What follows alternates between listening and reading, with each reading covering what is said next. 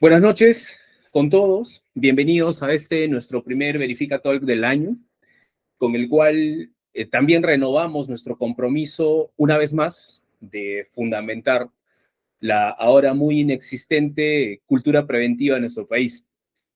Hablaremos de prevención de fraude, compliance, ciberseguridad en todo este tiempo, así que tenemos un largo camino que recorrer. Hoy vamos a hablar de onboarding digital desde la experiencia real. Lo que funciona, lo que cuesta y lo que se aprende en el camino. Les voy a presentar a nuestros speakers del día de hoy, unos caballeros con gran experiencia, pero por sobre todo con una gran pasión por todo lo que hacen. Hoy nos acompaña Víctor Pizarro, quien actualmente lidera el área de transformación y arquitectura de procesos del Banco Pichincha, con más de 15 años de experiencia en transformación digital, innovación y automatización de procesos. Ha formado parte de grandes empresas del sector financiero como el BCP, Finanti, Telefónica y EY. Y también nos acompaña Adrián Romero, actual AML Compliance Head en Diners Club Perú, que tiene más de 14 años de experiencia en el cumplimiento normativo y SPLAF, y ha formado parte también de empresas del ecosistema de pagos como Newbies, además de Diners Club, y del sector financiero como Mi Banco y Banco Azteca.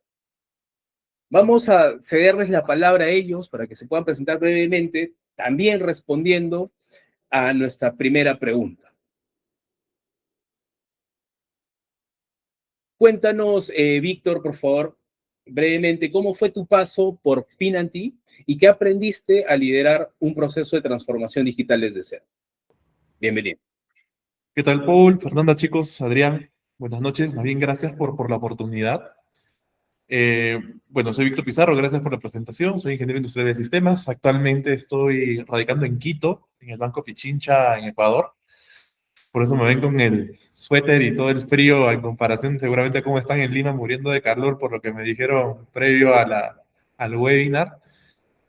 A ver, para mí Finanti fue un laboratorio real de transformación. Finanti es una empresa que se dedica a lo que es cobranza de cartera vencida de todas las empresas financieras del sistema financiero peruano. La cartera dura, la que es incobrable de BCP, de Mi Banco, de, ¿qué te digo? Compartamos, cajas, etcétera, etcétera. Es la cartera que el cliente que se escondió bajo una piedra y que no quiere cobrar por alguna otra razón, que en algunos casos son temas más sociales que financieros, pero eso es un poco para contarles que entren en contexto de que es Finanti. Entonces, cuando tú partes desde cero en un proceso de transformación, no tienes un legacy tecnológico per se, pero sí tienes una presión por crecer rápido, ¿no? Lo más valioso que yo aprendí aquí en Finanti fue que la transformación digital no empieza en la tecnología, ya que es un punto importante, sino empieza en el proceso y en la cultura de las personas. Entonces, a veces me decían, ¿qué necesitas para transformar alguna empresa? Pues yo les digo, un baño de ruda y un exorcismo. ¿Por qué? Porque tienes que cambiar la cultura, ¿no? Tratando de romper un poco el hielo con ustedes. Entonces, ya yendo un poco más concreto, si no defines, por ejemplo, quién es el dueño del proceso, qué riesgo estás dispuesto a asumir, y cuál es la experiencia que tú quieres entregar, terminas automatizando el caos, básicamente, ¿no? Transformar desde cero una empresa, ¿no? Es una oportunidad enorme, pero también es una responsabilidad estratégica importante que se debe tener en cuenta en el momento de hacerlo, de ejecutarlo, ¿no? Excelente. Mucho de verdad con esto de cuando se busca transformar, digitalizar un proceso que es un caos, termina siendo mucho peor. Eh, ahora contigo, Adrián, muchas gracias por ser parte del webinar del día de hoy. Adrián, desde tu experiencia en fraude y compliance, ¿cómo llegaste a especializarte en onboarding y prevención? Gracias, Paul. Gracias a todos. Buenas noches, Víctor y al equipo. Un gusto, esperando poder compartirles lo más útil posible. ¿Cómo ingresé? Pues creo que como todos, por necesidad, ¿no? El negocio evoluciona, ¿no? Yo empecé cuando todavía era normal que alguien traiga un DNI, se le saque copia por delante, se le saque copia por detrás, se cree con un file que se apuntaba, se grampaba, se enviaba por valija, y en ese tiempo era lo más normal del mundo, ¿no? Hoy en día alguien escucha eso y dice, ¿eso fue antes de Cristo o después? Eh, entonces, claro, ¿no? Hay bastante evolución de por medio y eso nos obligó como personas, como negocios, como empresas a ir evolucionando. Y traigo a colación una frase que no es mía, es de Steve Jobs, que dice, en el mundo de los negocios las cosas importantes no son hechas por una persona, sino hechas por un grupo de personas, ¿no? Inevitable hablar de quienes hacen esto posible, que son los equipos tecnológicos, con la mirada de negocio, con el acompañamiento de compliance. Entonces, en realidad esto hay que verlo como un logro de equipos con una misma intención, ¿no? No es el compliance el malo de la película, ¿no? Muchas veces se dice, no, ese señor no, por el contrario, ¿no? El oficial de cumplimiento no es el aguafiestas, es el que se encarga de que la fiesta no termine en la comisaría. Entonces, hay que verlo así, ¿no? Somos parte de un equipo que todos apuntamos a lo mismo, a brindar una mejor experiencia al cliente, a captar más, porque todos queremos captar más clientes, y poder generar con eso, pues, ¿no? Revenue a las líneas de negocio, ¿no? Entonces, ahí es como llego a este punto, ¿no? Porque finalmente, por AML, ¿no? Por prevención de lavado de activos, el primer factor, el prioritario factor de riesgo, más incluso que el uso de efectivo, más que criptomonedas, el principal elemento mitigador de riesgo es evitar el anonimato, ¿no? Entonces, el anonimato es, porque incluso hasta el efectivo tú lo puedes, llenas una declaración de origen de fondos y ya con eso cubres. No, no es el efectivo el problema, pero sí el tener cuentas anónimas, ¿no? Y por eso la importancia de tener procesos robustos y ágiles, ¿no? Que es lo que hoy día todos queremos. ¿Cómo lo vamos a lograr? Digamos, ¿qué es lo que ha ido funcionando? Es lo que vamos a ir conversando un poco a lo largo de esta hora, ¿no? Pero cierro con esta idea, ¿no? Imaginen ustedes que tienen que cambiar porque se olvidaron su contraseña de su entidad bancaria, ¿de acuerdo? Entonces le dice recuperar clave. Piensen ustedes, ¿qué preferirían? ¿Con qué se sentirían más cómodos? ¿Con un token que llegue a un correo electrónico o con una validación biométrica, ¿no? Para el cambio de tu contraseña de tus cuentas bancarias, ¿no? No sé ustedes, pero a mí me hizo más sentido la validación biométrica, ¿no? Y así, porque claro, estamos pensando, oye, están de por medio los fondos que pueda tener, ¿cierto? Pero en el onboarding hay algo que tiene tanto o más importancia, que es nuestra identidad, ¿no? De ahí la importancia de validar correctamente y de manera ágil, por supuesto, la identidad, ¿no? Y tener, digamos, todos los controles robustos. Entonces, eso como primera gran reflexión.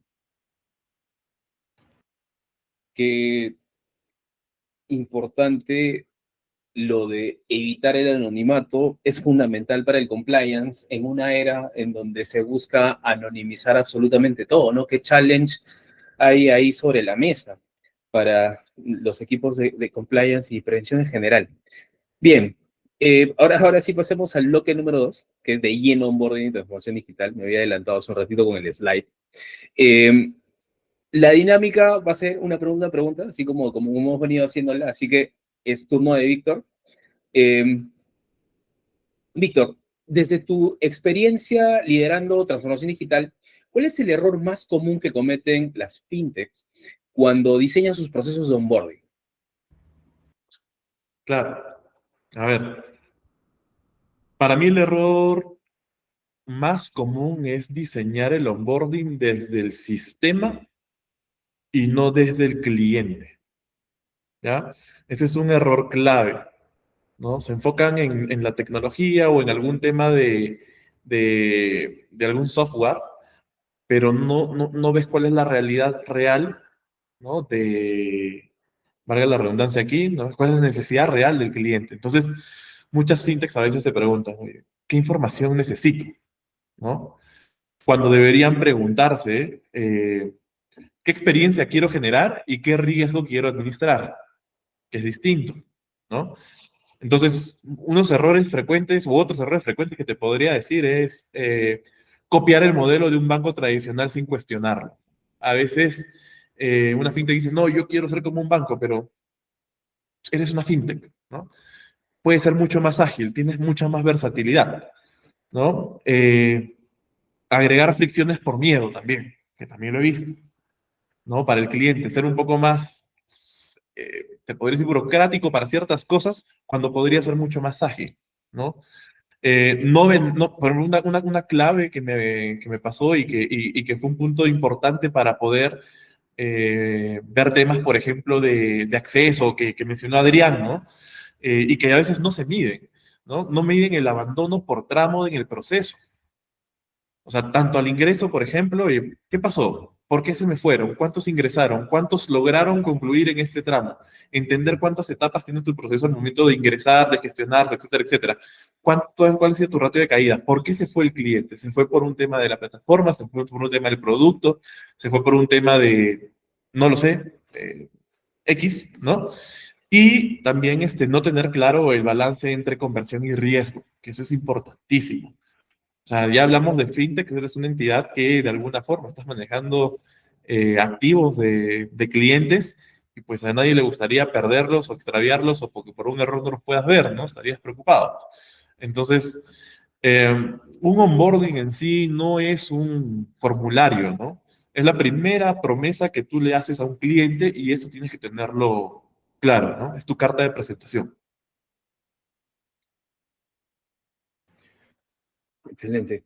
O sea, muchos entienden el tema del onboarding como como tú dices, ¿no? Como esa primera presentación, sí, pero termina siendo más que la presentación de un solo producto, ¿no? Enfocado en, vamos a ver, que completar el primer formulario de registro estándar, que muchas veces es copiado, como lo mencionas, sin mayor criterio, sin pensar como mencionabas también, en el usuario, ¿no?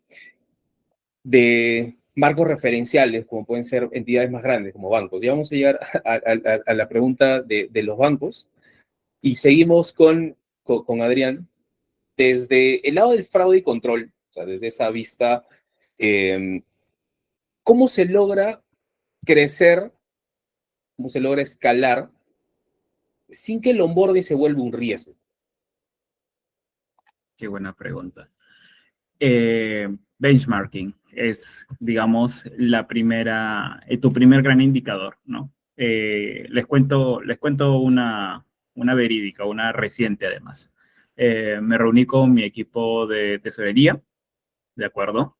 Y básicamente me exigieron elegantemente, políticamente, ser igual de eficientes que su competencia, ¿no? Así me lo pusieron. Mi competencia solo pide este documento y yo estoy pidiendo 5 documentos. Yo necesito igualar eso para que mi oferta de valor, ¿no? Pueda ser, ¿no? Competitiva. Entonces, si hoy día tú no me dejas, ¿no? Ser suficientemente ágil, no voy a poder competir, ¿no?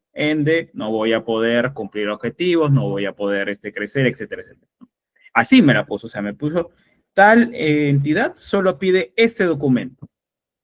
Entonces tuvimos que hacer ingeniería inversa, ¿no? A partir de ahí, ok, a ver, ¿qué podemos sacar nosotros sin necesidad de estar tocando al cliente, ¿no? ¿Cuánto podemos agilizar? ¿Cuánto nos demoraríamos? ¿Cuánto podemos optimizar en tiempo? Y si ese tiempo hace sentido, ¿no? Si es redituable, ¿no? Porque seguramente hay clientes y hay clientes. Entonces, algo que empezó como una broma, ¿no? Slash, solicitud, terminó en una reunión de 2 horas en la que después de hacer bastantes ejercicios nos dimos cuenta que sí había espacio. Todavía no llegamos a tener un solo documento, pero mira, ya bajamos a 2. Entonces estamos en el camino. Y eso entre la necesidad, ¿no? Que fue el primer punto, y el benchmarking, ¿no? Ver qué están haciendo, porque claro, como hemos evolucionado tanto en el tiempo, seguramente estamos haciendo cosas mejor que otros, pero también hay otros que están haciendo lo mejor que nosotros. Entonces, ahí es donde tenemos que apuntar. Hay espacio, siempre hay espacio para mejorar, ¿no? Siempre habrá oportunidad de hacerlo más ágil, más dinámico. De hecho, Charles Kettering dijo, ¿no? El 99% del éxito se construye sobre el fracaso. O sea, lo que estamos haciendo es recoger las experiencias de todos los que vinieron antes de nosotros y hoy día tener pues nuevas tecnologías, cosas más autónomas, ¿no? Y por supuesto, ¿no? Ver la manera de agilizar, ¿no? Y les cuento una chiquita y con esto cierro que es muy similar, ¿no? Cuando estuve en el grupo financiero, el más grande del país, había un documento, un requerimiento en particular que se hacía a un tipo especial de clientes, donde básicamente le exigías que te llene una declaración jurada de tener oficial de cumplimiento, ¿de acuerdo? Entonces, este documento era un dolor porque, claro, primero nadie lo quería firmar. El oficial decía, bueno, no lo puedo firmar porque mi cargo es confidencial. Entonces, ¿cómo haríamos? Entonces, de pronto la SBS sacó una herramienta pública donde tú podías validar si una entidad tenía registrado y aprobado el oficial de cumplimiento. Entonces, a partir de ahí se hizo un esfuerzo de presentar al corporativo, señores, podemos encontrar otras opciones más sencillas, podemos agilizarle el proceso, digamos, quitarle un dolor al cliente sin, y eso es importante, sin perder el control, solo agilizándolo, ¿no? Algo que pudo haberse aprobado de repente en un día, en realidad fue bastante cuestionado y traigo a colación lo que dijo Víctor, ¿no? Porque hay un cambio de cultura que cuesta, ¿no? No es que alguien abrace el cambio de un minuto al otro, ¿no? Entonces, costaba, no, yo no sé si esa plataforma está actualizada, no, yo no sé si qué controles tendrá, o sea, todavía preferían un papel a la validación del mismo regulador, ¿no? Entonces hay bastante que trabajar, hay bastantes opciones para crecer y eso solamente lo vas a lograr mirando tu competencia, ¿no? Equiparándote, ¿no? Buscando obtener la misma o más agilidad, ¿no? Para que ese onboarding realmente no se vuelva un riesgo, no cumpla y a la vez seas todavía competitivo en el mercado. Eso sería. Muy cierto esto de cuando la necesidad de revisar el proceso te lleva a ver qué documentos o artefactos se piden en cada uno de los procesos, termina dándose cuenta que hay mucho que a veces no tiene ningún sentido, ¿no? Me ha tocado ver un proceso en donde se pedían 2 documentos que nadie sabía por qué se pedían. Simplemente se empezaron a mirar las caras y dijeron, "Oh, ¿tú sabes? No, no sé. Quitémoslo." Lo quitaron y se ahorraron un par de días a la semana en validaciones. Pasemos al siguiente bloque para hablar un poco de UX legal, el tema de confianza en el usuario. Y viniendo de las respuestas que nos acaban de dar,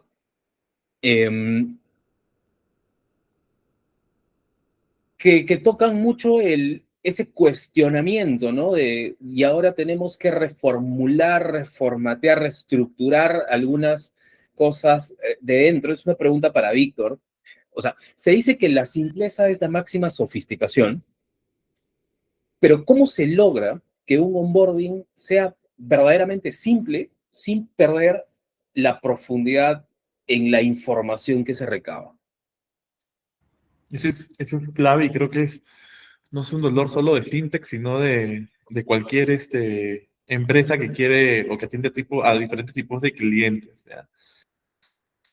Yo considero, o sea, hay muchos temas importantes, pero particularmente considero que clave es la arquitectura inteligente de información, ¿ya? ¿A qué me refiero con esto? Es de que no todo se debe pedir al inicio. No porque, oye, ¿sabes qué? Quiero empezar a generar leads o información del cliente para poder abordarlo y después, si se me cae, llamarlo. Sí, lo vas a hacer poco a poco, ¿no? Entonces, no todo se debe pedir al inicio y se tiene que diseñar por capas, ¿no? Por ejemplo, datos mínimos para activar, algo básico, lo primero, ¿no? Una segunda capa puede ser el tema de datos adicionales según el comportamiento del cliente, ¿no? Es distinto a un cliente que es un alfa o un millennial o un centennial versus un cliente X o un baby boomer, ¿no? Entonces, hay que ver de acuerdo a su comportamiento qué datos poder capturar eh, de cada tipo de grupo público objetivo, ¿no? Y también el tema de las validaciones silenciosas en segundo plano, que eso es importante, ¿no? No todo se debe validar en el momento frente al cliente, sino que eso se puede hacer después en un proceso claramente definido, ¿no? Además, usar datos que el usuario ya entregó, eso también es clave, ¿no? No pedirle doble, oye, lléname aquí tu nombre, DNI, apellido, bla, bla, bla. Y después aparece yo otra vez dije, dame tu dirección, tu correo y otra vez sucesivamente. Entonces eso genera que el cliente también te diga, sabes que no, no quiero entrar contigo, ¿no? Las validaciones automáticas y el scoring dinámico también es clave, ¿no? Para empezar a prospectar a tus clientes. Entonces, en sí la profundidad no debe estar en la cantidad de preguntas, sino también en el tema de la calidad del modelo de análisis que uno tiene como empresa, ¿sí? Hay que tener eso muy, muy en claro. Entonces, simplicidad en sí no significa superficialidad, ¿no? Sino significa un diseño inteligente. O sea, cuando tú empiezas a hacer esto, tienes que tratar de entender todas las perspectivas que pueden haber, ¿no? El área de compliance, el área legal, el área de marketing, el área de finanzas, el área ¿qué te digo? Gestión humana, comercial, operaciones, y así sucesivamente, para ver cómo estas variables o datos o información que consigues del cliente le puede servir para uno o para otro en una campaña posterior, etcétera, etcétera, ¿no? Entonces, creería que por ese lado se debería llevar.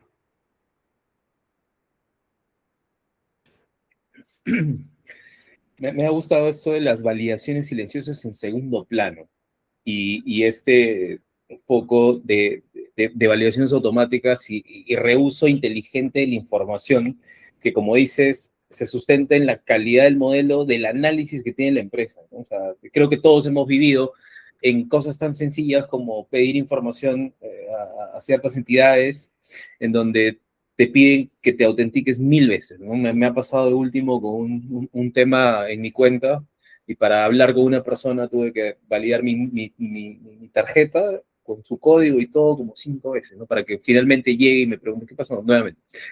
Eh, Adrián, tú mencionabas hace un momento, o sea, lo complejo que puede llegar a ser un proceso cara al usuario.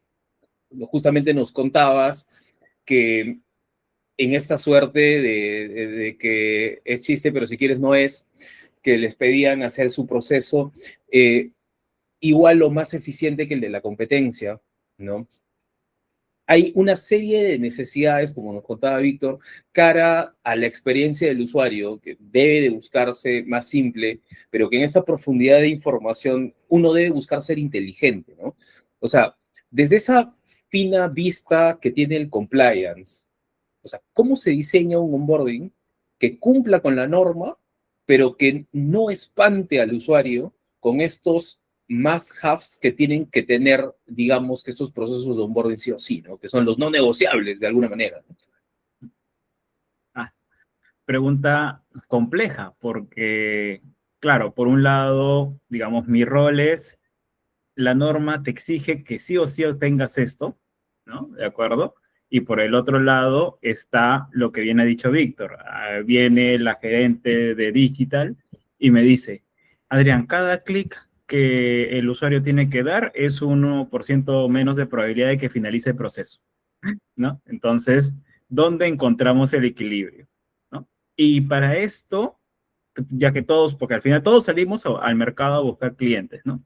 Antes de eso hay que afinar, Ya. Aquí la frase, la genialidad la trajo Abraham Lincoln. Él dijo, mira, si me dieran 8 horas para talar un árbol, pasaría las 7 primeras afilando el hacha. Esa es la respuesta, ¿no? Si nosotros afinamos bien nuestra herramienta para salir a captar al mercado, el resto se hace solo, ¿no? Entonces tenemos que encontrar con el faseo que bien recomienda Víctor, ¿no? Con las soluciones tecnológicas, el reconocimiento facial, por supuesto, la mención a Verifica ID, o sea, ya no es una recomendación, un ideal, ya es una necesidad tangible, ¿no? Que ya es un estándar incluso del mercado, ¿no? Entonces, sí o sí tienes que considerarlo, ¿no? La validación de documentos, ahora ya con tecnología OCR, por ejemplo, ¿no? El reconocimiento óptico de caracteres. Ya ven que ahora, o sea, hasta para entrar al estacionamiento ya no tienes que digitar tu placa, ya te la lee automático, simplemente después buscas tu placa y se acabó. Entonces, ya hay soluciones. O sea, ese es un onboarding de vehículos. Si se puede aplicar en algo tan sencillo como un estacionamiento, ciertamente hay oportunidades ahí para buscar en el mercado donde nuestras entidades puedan aplicar criterios válidos, ¿no? Y además que hablamos de documentos que están estructurados, ¿no? Por ejemplo, pensemos cómo LinkedIn valida la identidad de sus usuarios alrededor del mundo, ¿no? Alrededor de todo el mundo, ¿no? Independientemente de nacionalidades, lenguas y demás, ¿no? Porque tiene una solución de verificación facial, ¿no? Y eso lo ha logrado con inteligencia, con un proveedor, por supuesto, experto en el tema, ¿no? Pero hay soluciones entonces para poder diseñar de tal manera que, primero, por supuesto, sea útil, sea eficiente, ¿no? Eso, digamos, por mi lado, no cumpla lo mínimo que exige la normativa, que además responde a riesgos inherentes, ¿no? A cuidar la identidad de las personas, a cuidar los datos, la ley de protección de datos personales y demás, ¿no? Eso por un lado, ¿no? Y por el otro lado, también, o sea, siendo sinceros, ¿no? No hay que olvidar el UX, ¿no? O sea, ni tú ni yo queremos ir con un recibo de copia de agua, luz, teléfono para pedir un crédito, una tarjeta, lo que fuese. O sea, hoy día no, ni siquiera es pensable, siquiera es imaginable, ¿no? Antes era un requisito indispensable, no había de otra, ¿no? Pero hoy día ya hay soluciones, la verificación silenciosa de el SVB, tienes la validación con la SIM, tienes validaciones con tokens, con OTPs, ¿no? Correos y teléfonos, ¿no? Puedes enviar un código de validación, ¿no? Entonces, y los teléfonos y los mails también ya tienes, incluso hay proveedores que ya manejan listas de correos que están relacionados con fraude, entonces ya puedes tener una serie de validaciones que son además silenciosas, pero que ya están incluidas, ¿no? Incluso, y con esto cierro, tus proveedores de listas internacionales pueden estar integrados al momento que la persona ingresó su DNI, su documento, su RUC, lo que fuese, y pasó a la siguiente ventana, ellos no lo saben, el comercial no lo sabe, pero en realidad ya se validó que podemos operar con esa persona, ¿no? Y ya está integrado de manera que es tan ágil, ¿no? El mejor control es el que no notas que está ahí, ¿no? Ya se pasó, ya se aprobó y simplemente fluye naturalmente. Eso sería. Me ha dejado verdaderamente, más que impactado, creo que sería pensando lo que acabas de decir, ¿no? O sea, el mejor control es aquel que no se nota siquiera que está ahí. Eh, Veníamos hablando de esta suerte de necesidades, de poder cambiar, de poder digitalizar, de poder empujar un proceso hacia la mejora, de ser coherentes en las implementaciones que se hacen sobre estos procesos de manera digital, de manera tecnológica, que estos concienzudamente tienen que estar pues correctamente estructurados, basados no solamente en la experiencia real del usuario, en su uso real, sino también, o sea, con ese fino cuidado que hay que tener, o sea, desde el lado de compliance, ¿no? Desde el lado de aquellos no negociables que se tienen que ver, o ver salidas tecnológicas que cubran esos puntos, ¿no? Y a veces cuesta ver como todos, y esta es una pregunta que la voy a hacer igual, para ambos, estamos en el bloque de opinión. En su opinión, ahora empatemos con Adrián, con lo que acaba de decir, para darle vía a las ideas que venía hilando. O sea, en tu opinión, Adrián, ¿por qué las empresas, o sea, de estos sectores principalmente regulados, o sea, les cuesta ver el error? ¿Es así, de verdad? Hablamos de medir el riesgo, ¿no? O sea, o les cuesta medir el riesgo.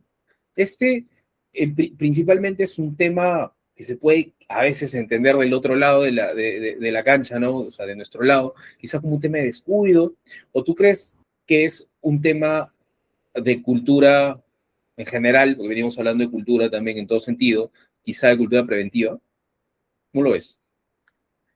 50 y 50. Lo que pasa es que las funciones de compliance son relativamente nuevas, ¿no? En el sentido, ok, la norma, algunas recién se promulgaron este año, algunas ya tendrán pues sus 10, 15 años, que para banca eso es, y para el sector, ¿no? Para la industria en general eso es relativamente joven. Entonces, claro, no siempre hubo compliance, siempre hubo negocio, eso sí. Entonces, hay una suerte de catch-up que se necesita hacer entre la necesidad y el riesgo, ¿no? El apetito de riesgo, porque al final todos son apetitos de riesgo, riesgos que muchas veces puedes mitigar al mínimo, ¿no? Que es la idea, ¿no? Hablábamos de la validación, la autenticación biométrica, ¿no? Pero también hay huellas dactilares, reconocimiento de voz, escaneo de iris, ¿no? O sea, hay opciones y justamente lo que buscan estas opciones, la idea es agarrarlas y adaptarlas de manera que justamente ese nivel de riesgo sea tolerable, ¿no? Y ese es otro tema también, claro. Hay poca, de repente, cultura o costumbre de estimar, identificar, evaluar y mitigar el riesgo, ¿no? Que es toda una metodología en sí misma. Y esto además es un traje a medida, ¿no? Porque la idea es que cada institución haga su propia metodología y determine cuáles son sus riesgos que realmente puede aceptar, ¿no? O sea, imagínense, el banco más grande puede aceptarte tranquilamente, no sé, 500,000 soles de multa y no le va a pasar nada, no le mueve nada. Pero para otra entidad más modesta, 500,000 de soles es la utilidad de todo el año. Entonces, sí tienes que poder encontrar un punto razonable donde control, riesgo son razonables y ahí ya entran a apoyarse de los demás elementos que tú puedes contribuir, ¿no? Entonces, sí es una necesidad, sí hay, evidentemente hay un poco de necesidad de maduración, ¿no? Y por ejemplo, y con esto acabo, muchas veces se entiende o se malentiende que el riesgo se controla con ciertas características naturales del producto. Y eso no necesariamente es así. Por ejemplo, ¿no? No porque mi cliente ya fue onboardeado por otra entidad bancaria, muchas veces se dice, no, pero es el cliente de otro banco. Sí, eso no es un control, ¿no? O, por ejemplo, dice, no, pero en mi política dice que yo pido, ¿no? O que yo valido. La política está bien, es necesaria, pero no es un control en sí mismo. Tener una política y decir que es un control es como decir que yo tengo un letrero que dice prohibido pájaros y que los pájaros lo van a entender y no van a venir, ¿no? Entonces, no hay que confundir políticas con controles, ¿no? Y eso es un poco lo que creo yo responde a la pregunta, ¿no?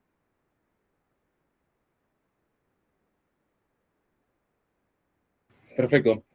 Tengo 3 preguntas que he sacado de lo que acabas de decir, pero vamos a darle paso a Víctor y volvemos a lanzar estas preguntas sobre tu comentario.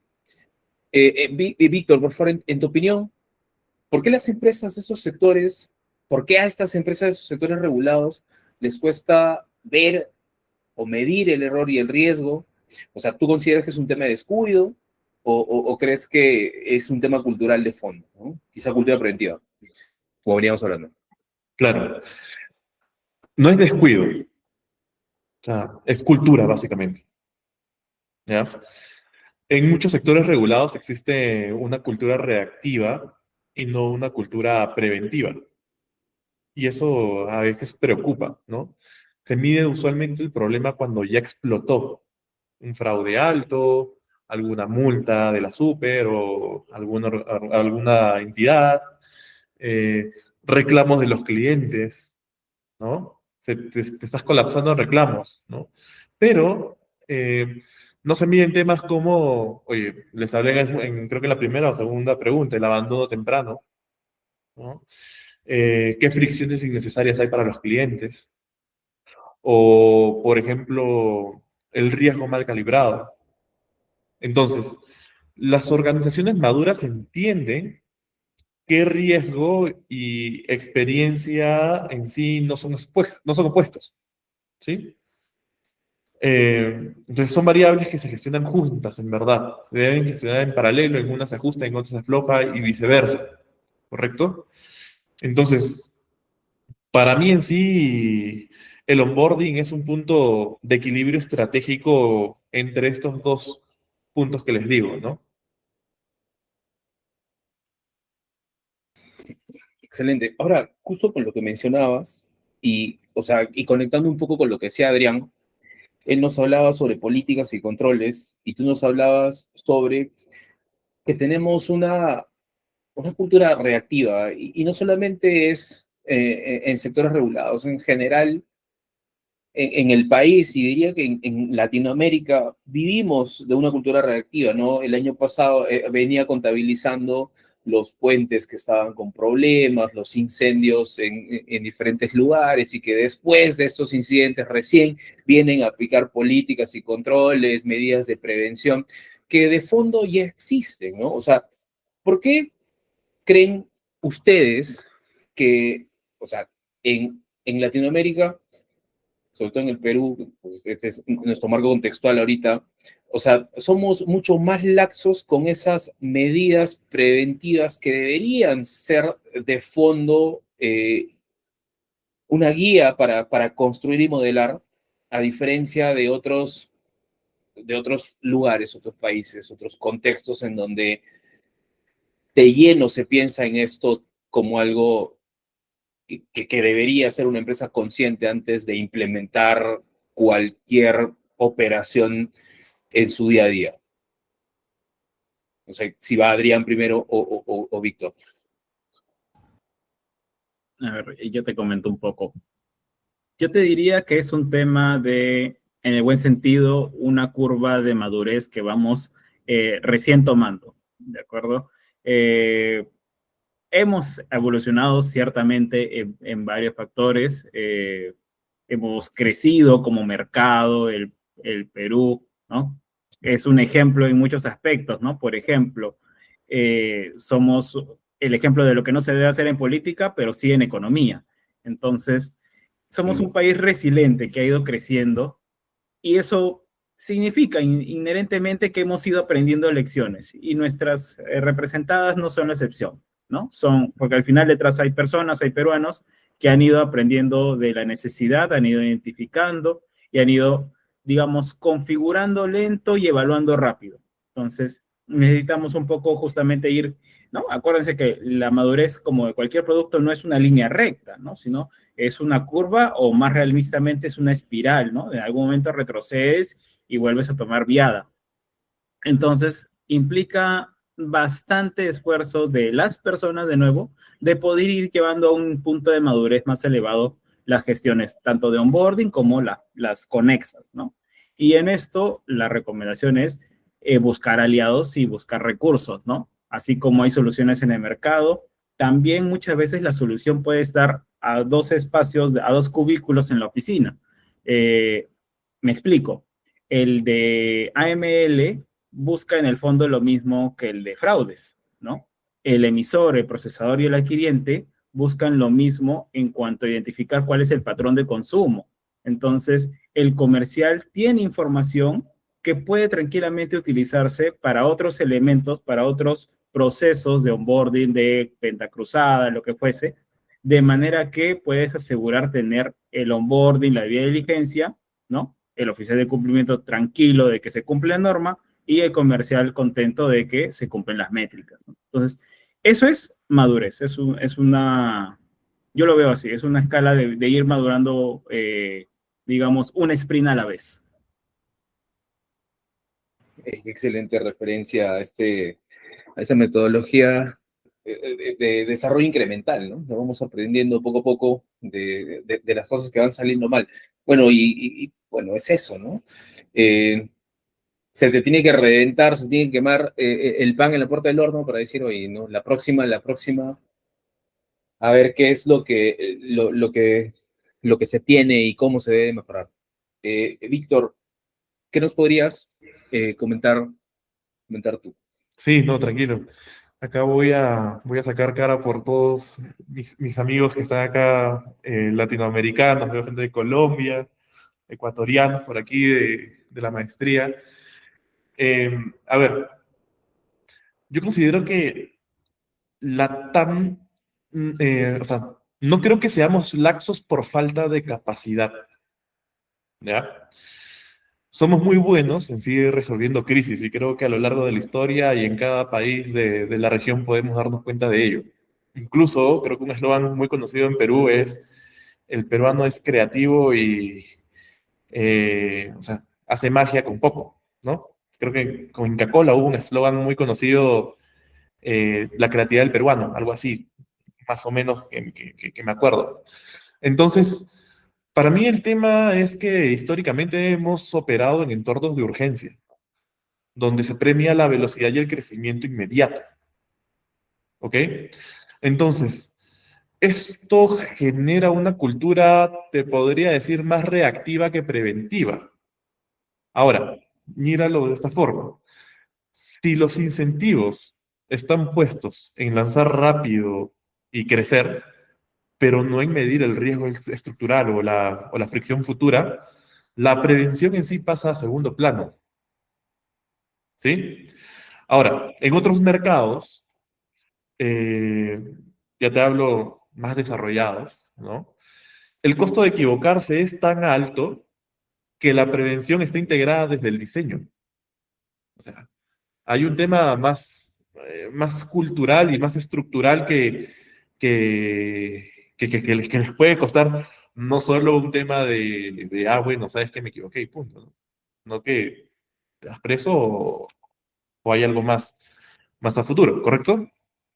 Entonces, considero que aquí en la TAM todavía estamos en ese proceso de evolución hacia esa madurez, ¿no? Según lo que también mencionó Adrián, ¿no? Entonces, ¿cómo te podría cerrar toda esta idea? O sea, la prevención en sí no limita el crecimiento, ¿no? Lo que hace en sí es que lo vuelve sostenible, ¿no?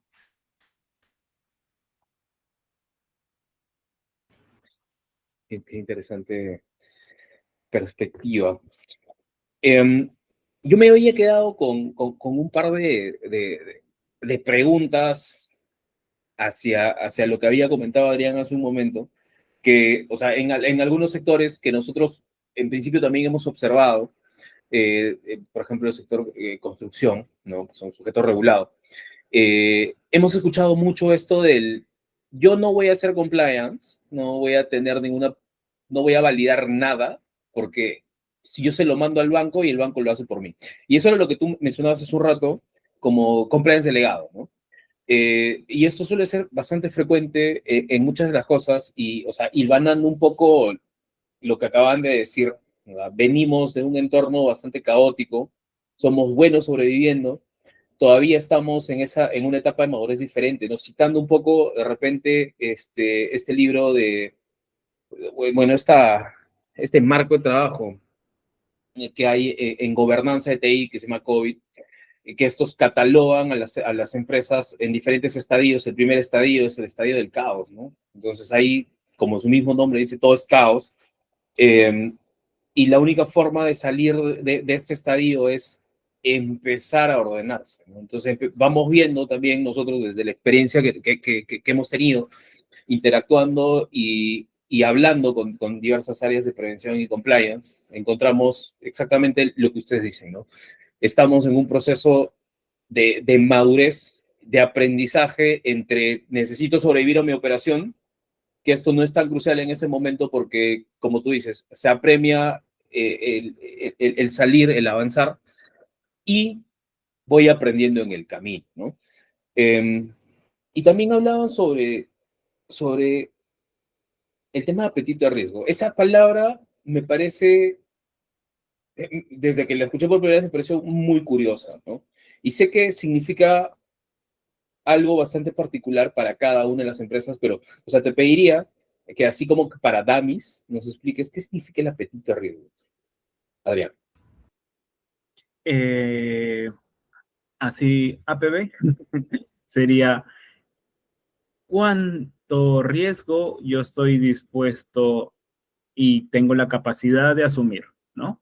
Me explico. Un ejemplo de la vida, ¿no? Cuando estábamos en COVID, el riesgo era contagiarse. Tu control era tu mascarilla, tu distanciamiento social, ¿no? No reunirte en bares, en lugares públicos, ¿no? Esos eran tus controles. A pesar de eso, había el riesgo que te contagies, pues si te tenías que movilizar en un bus, sí, igual hubo gente que se contagió. No sé si es tu riesgo residual, ¿no? Pero si obviamente, si tú salías, te juntabas con toda la gente, hacías una fiesta COVID, claramente el riesgo de que te contagies será mayor, ¿no? Entonces, ese es tu riesgo inherente, ¿no? Y por supuesto, las consecuencias ya las sabía, ¿no? Que podía ir desde una simple gripe hasta la muerte. Entonces, tú decías, ok, ¿cuánto de este nivel de riesgo estoy yo dispuesto a tolerar, ¿no? Yo soy una persona joven o soy una persona mayor, tengo preexistencias o no las tengo, ¿no? Y con eso, tú más o menos acabas que no te podías dar el lujo, digamos, de contagiar. Y por eso tú tomabas las previsiones que tomabas. Y si no las tomabas, estabas aceptando un riesgo. Eso es la aceptación de riesgo.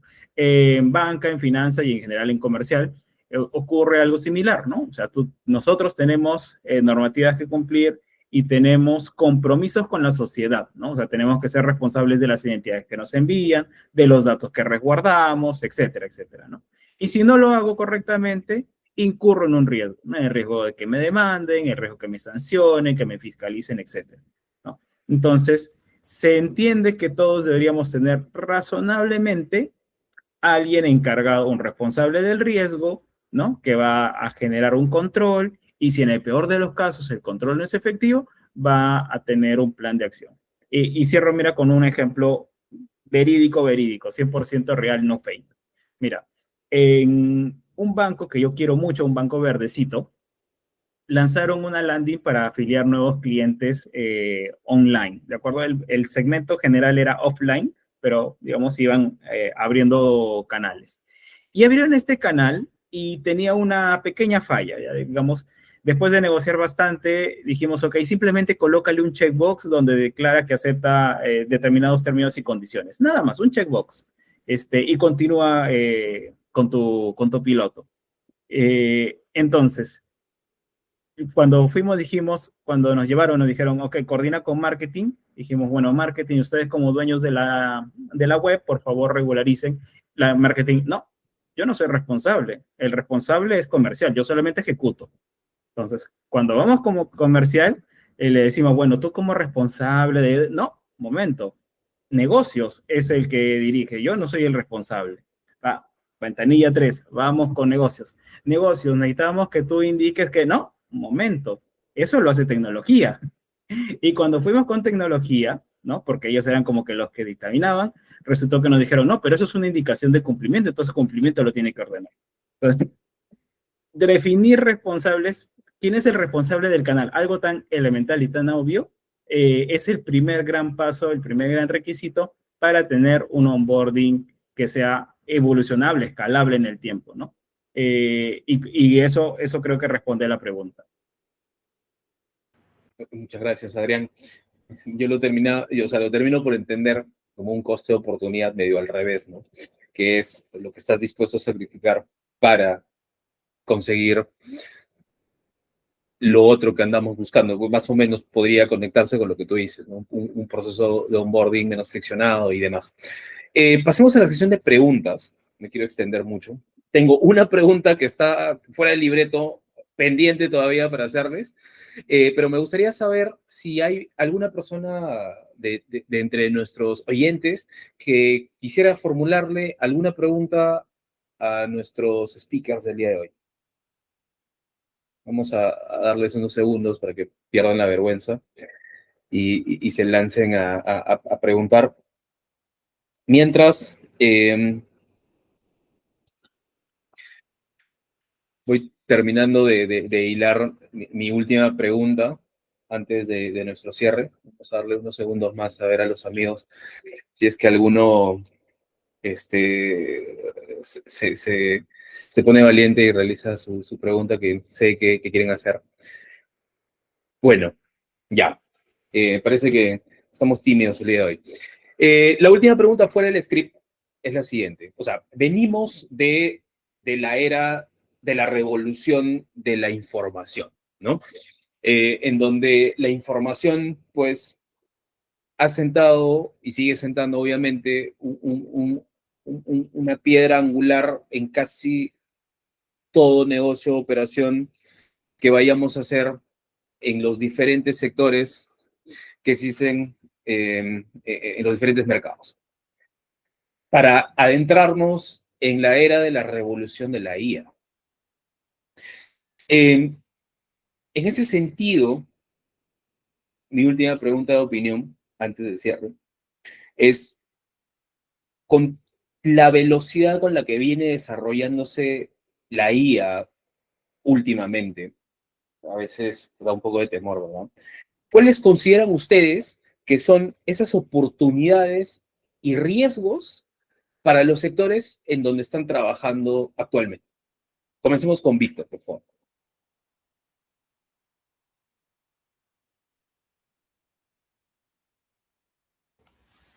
Ok, a ver, déjame darle una vuelta a la pregunta para ver cómo te lo respondo eh, más concreto y claro. A ver, yo creo que en este momento estamos viviendo una transición similar a la revolución de Internet, pero mucho más acelerada, ¿sí? Hablando, te podría decir como la revolución industrial y las N revoluciones que han habido hasta el momento, ¿no? 5, creo que ahora le dicen la nueva, que es la de economía circular, ¿no? La quinta revolución industrial. Entonces, la IA no es solo una herramienta nueva, ¿no? Es una nueva capa de decisión sobre los procesos. Y te hablo desde la perspectiva que veo yo en este momento. Entonces, en términos de oportunidad, yo veo tres muy claras.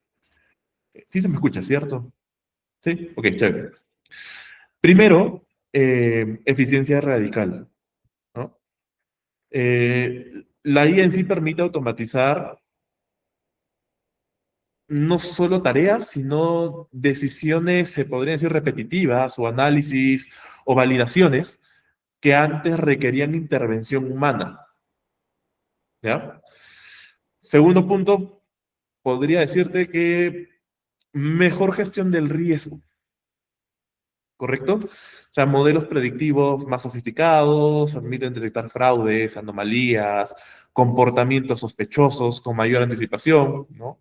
Yo me acuerdo que antes en una empresa de telecomunicaciones había un proyecto que se llamaba Smart Steps, que lo llevábamos a las 4 de la mañana con España, por ya no decir la empresa, y tratábamos de hacer geolocalización por puntos de conexión de llamadas. O sea, tú estabas en una zona de Lima, llamabas una antena y después te movías a otra antena y después te movías a otra antena, entonces sabíamos cuál era tu localización por horas. Y en función a eso teníamos una data que le podíamos dar a alguna empresa para que te hiciese una campaña. Cuando todavía no estaba muy en boga el tema de marketing digital y todo esto, el rastreo era totalmente analógico, ¿no? Y era un tema manual totalmente, tenías que esperar temprano, procesar la data y recién después de 3 días tenías la data procesada para poder utilizarla y explotarla, ¿sí? Y como tercer punto, yo creo que la hiperpersonalización sería un punto crítico aquí, ¿no? O sea, podemos diseñar experiencias mucho más ajustadas al perfil real del usuario y en tiempo real, ¿correcto? Ahí conecto con el punto 2. Pero también hay ciertos riesgos importantes, ¿no? Por ejemplo, el primero te podría decir la dependencia sin entendimiento, ¿no? Si las organizaciones hoy implementan IA sin comprender cómo es la toma de decisiones, el modelo pierde el control. Y no solo eso, ¿ah? Mira en educación, un ejemplo. Antes tenías que ponerte a investigar, leer, analizar, interpretar, hacer tu resumen. Hoy los chicos saben que pregunta, y creo que por acá hay algún alumno de la universidad que estoy viendo y no me va a dejar mentir en los exámenes. Metes tu chat GPT, tu pregunta, tu respuesta y se respondió.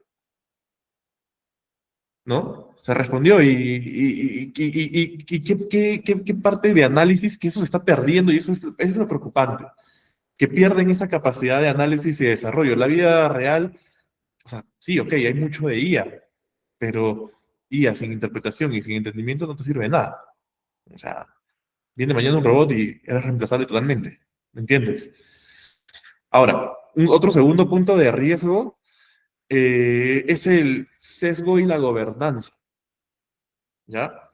Un modelo mal entrenado puede amplificar los errores a gran escala.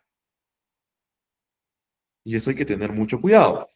Por eso ahí también viene la parte del criterio humano. O sea, la computadora te va a ayudar a agilizar, pero tú, tu agente de IA, tú lo estás formando en función a lo que quieres que te responda. Y a la forma en la que quieres pensarlo, y etcétera, etcétera, que, ¿no? Y un tercero que te podría decir es el cultural como un riesgo, ¿no?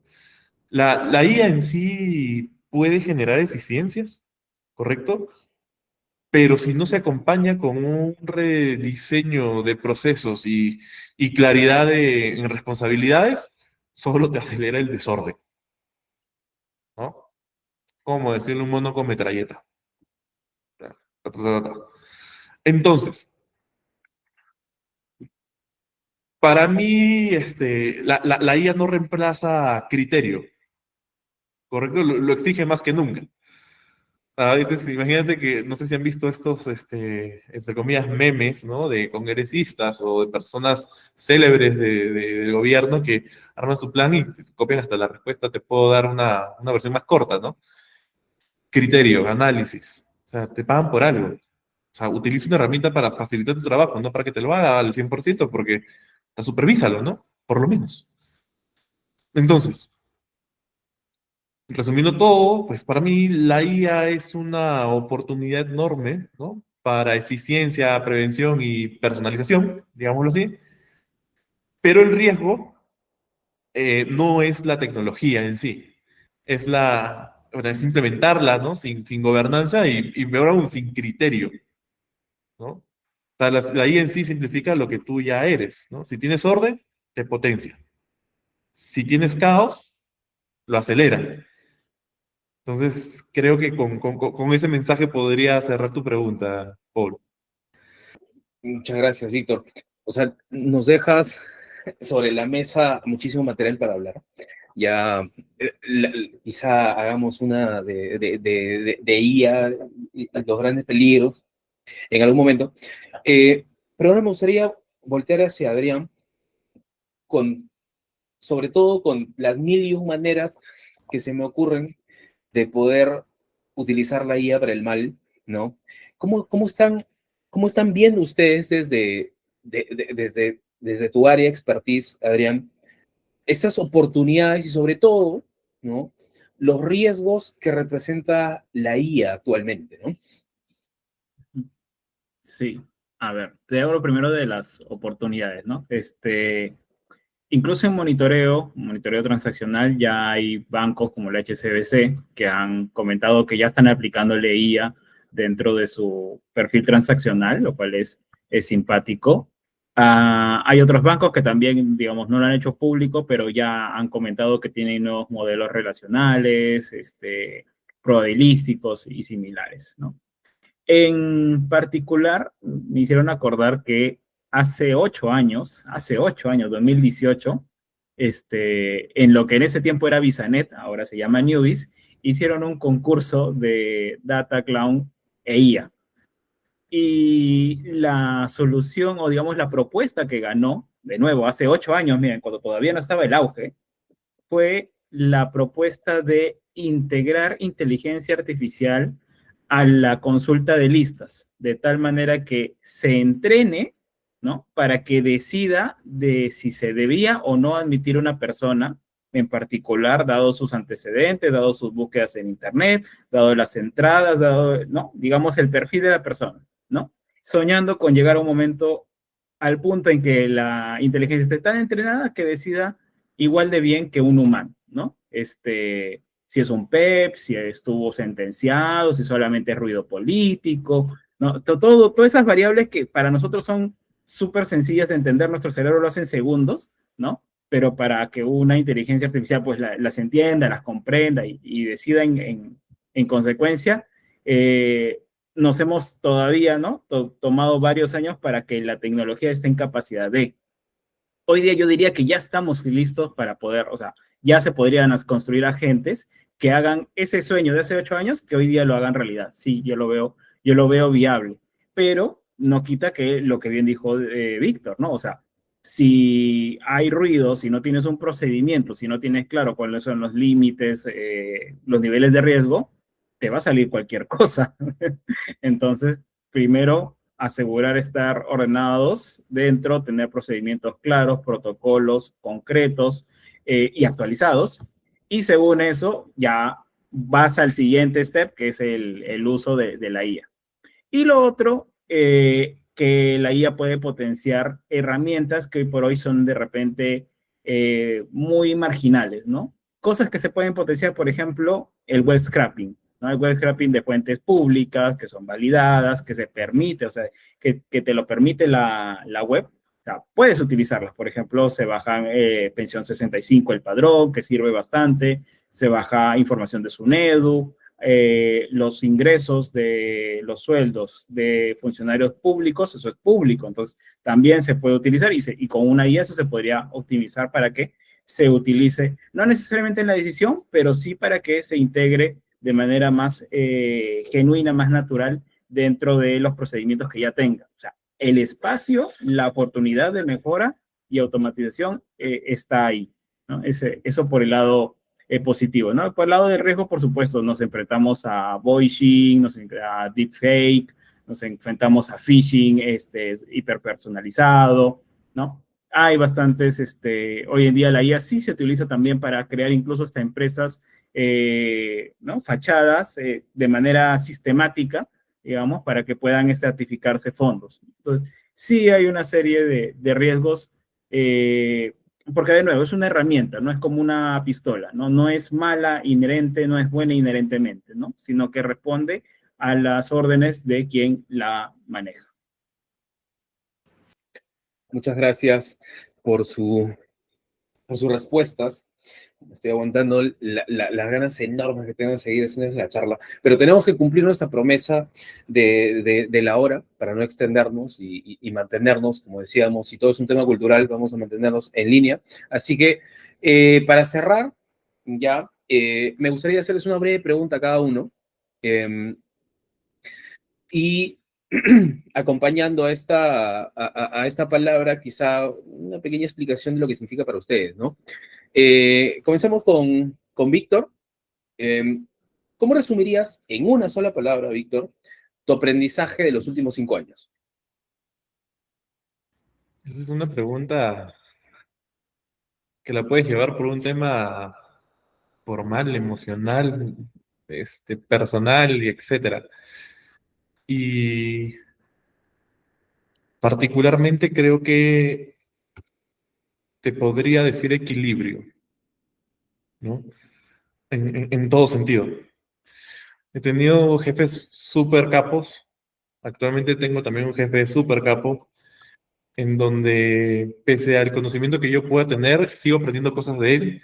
Y eso te ayuda a darte cuenta que a veces tú puedes sentir que sabes algo, pero te cambia la perspectiva de ver las cosas y todo lo vuelves a replantear, ¿correcto?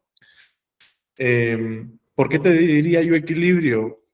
Pues, mira, crecer sin control, riesgo, ¿no? Es un riesgo. Hablábamos en algún momento del control. ¿no? Que veíamos el tema de control y todo esto, ¿no? ¿Qué te digo aquí? Controlar sin agilidad. ¿Qué cosa es esto? Para mí es un estancamiento, ¿no? Transformar sin cultura, que fue uno de los puntos al inicio que mencioné, eso no funciona, ¿no?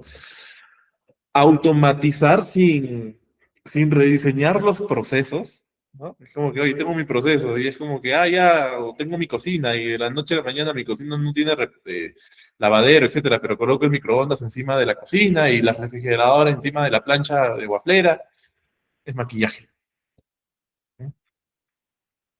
Y, por ejemplo, liderar a tus equipos, a, a la gente con la que paras, sin empatía, no moviliza. Y eso es uno de los puntos que a veces, bueno, creo que los pierdes del foco, ¿no? O sea, creo que con esa, es una palabra equilibrio, y si quieres dos, pues equilibrio estratégico, ¿no? Pero esa sería. Muchas gracias, Víctor. Bueno, sí, o sea, mi pregunta está hilvanada para tocar las fibras más profundas de sus almas. Así que, en verdad te agradezco esta apertura, y yo creo que es un momento y una oportunidad bastante ideal. A veces vemos caras, cargos, responsabilidades en donde, dada la situación de la propia compañía, de la naturaleza del mercado en el que están trabajando, pues se piensa que hay una dureza inquebrantable del otro lado. Finalmente somos personas del otro lado. Y esta conversación creo que nos enriquece, o que busca enriquecernos en todo sentido, ¿no? Así que muchas gracias. Ahora, pasamos con Adrián. Nuevamente, Adrián, te repito la pregunta. ¿Cómo resumirías en una sola palabra, si quieres dos también, ¿no? Como dijo Víctor, tu aprendizaje de los últimos 5 años? La palabra es metamorfosis, porque ya no siquiera ha sido como que evolución lineal, ni siquiera algo como que cuadrático, ¿no? Ha sido radical, ¿no? Les contaba que yo empezaba cuando todavía era normal tener todo en físico y mandar a bodega y después a almacén, y era el estándar más elevado de la industria. Después evolucionó un poco, ya se sacaba consulta RENIEC y hacías preguntas, ¿no? ¿Cómo se llama tu papá? ¿Cómo se llama tu mamá? Y eso en su momento me parecía lo más, lo más top, ¿no? Y después evolucionamos aún más a soluciones no presenciales, verificaciones y demás, ¿no? Y hoy en día casi todo, sí, pues prácticamente todo lo que involucre un banco lo puedes hacer sin estar en un banco, ¿no? De hecho, la nueva generación, ¿no? Los betas, se estima que probablemente nunca pisen un banco, ¿no? Cosa que se van a perder de muchas cosas divertidas de la vida, ¿no? Por supuesto, ¿no? Hacer la cola, el calor, la gente, ¿no? No saben lo que se pierde, ¿no? Pero el punto es que en algún momento, como decían, ¿no?